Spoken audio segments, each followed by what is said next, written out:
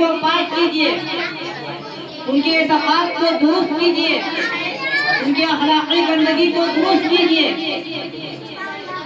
تو گویا اس آیت کریمہ میں اللہ رب العزت نے 4 مقاصد نبوت بیان کیے ہیں۔ پہلی چیز اور پہلا مقصد یتلو علیہم آیاتک، آپ ان کے سامنے ہماری آیت کی تلاوت کیجیے۔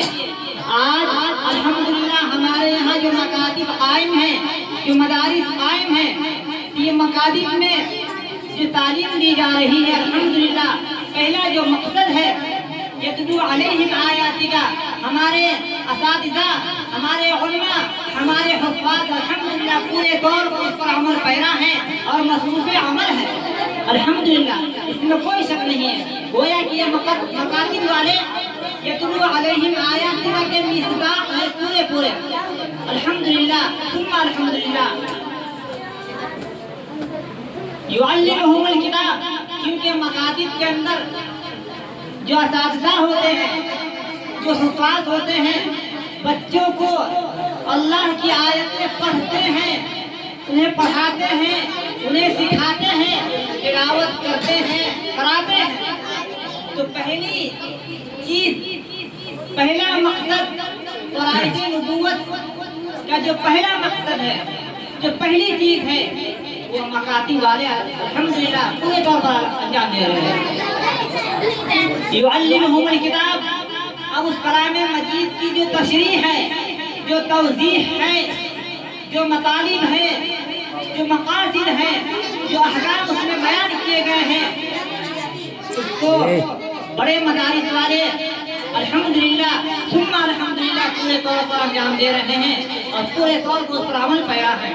تو گویا یعلمہم الکتاب والحکمہ، کلام مجید کی آیت کی تشریح، توضیح، تنقیح، مطالب، مفاہیم کو پورے طور پر سمجھانے میں جو علماء اس کی تفہیم و تفہیم میں لگے ہوئے ہیں، مدارس دینیہ، علوم دینیہ، علماء کرام انجام دے رہے ہیں۔ مدارس والے جہاں بھی بڑے بڑے مدارس ہیں، جہاں عربی کی تعلیم ہو رہی ہے، وہاں کلام مجید ہی کی تشریح ہوتی ہے۔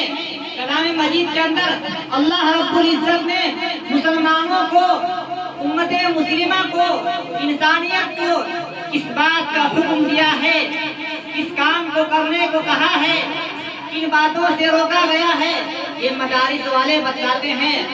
عربی مدارس والے یہاں بتلاتے ہیں، وہاں تشریح ہوتی ہے، وہاں حکام کی مکمل توضیح ہوتی ہے، پورے مفاہیم کو وہاں کھول کھول کر بتایا جاتا ہے۔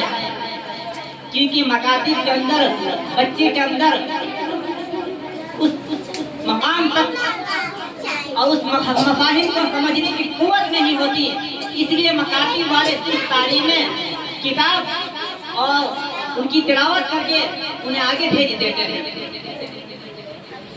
تو پہلا مقصد نبوت جو ہے وہ ہمارے مکتب والے انجام دے رہے ہیں۔ دوسرا اور تیسرا مقصد نبوت ہے یعلمہم الکتاب والحکمہ، حکمت و دانائی اور عقلمندی کی باتیں یہ بھی مدارس والے انجام دے رہے ہیں۔ مدارس والے بتاتے ہیں، سمجھا رہے ہیں۔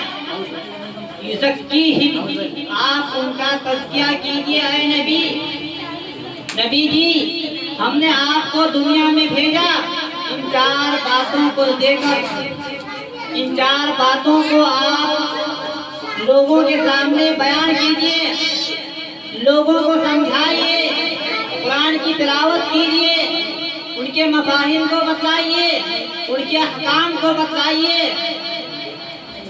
چوتھی چیز یزکیہم، آپ ان کا تزکیہ کیجیے۔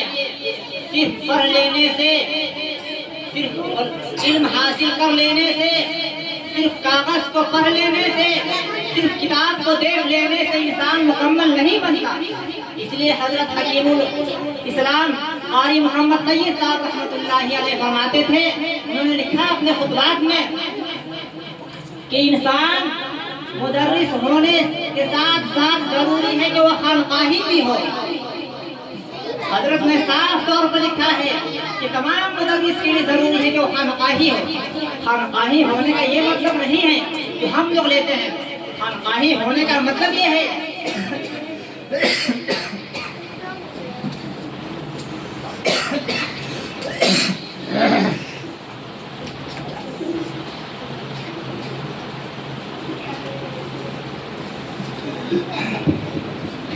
حضرت فرماتے ہیں کہ تمام مدرس کے لیے ضروری ہے کہ مدرس ہونے کے ساتھ ساتھ خانقاہی بھی ہو.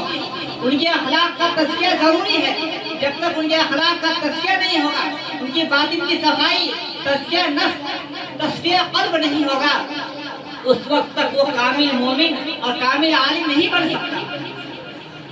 تو چوتھی چیز اور چوتھا مقصد نبوت تزکیہ ہے.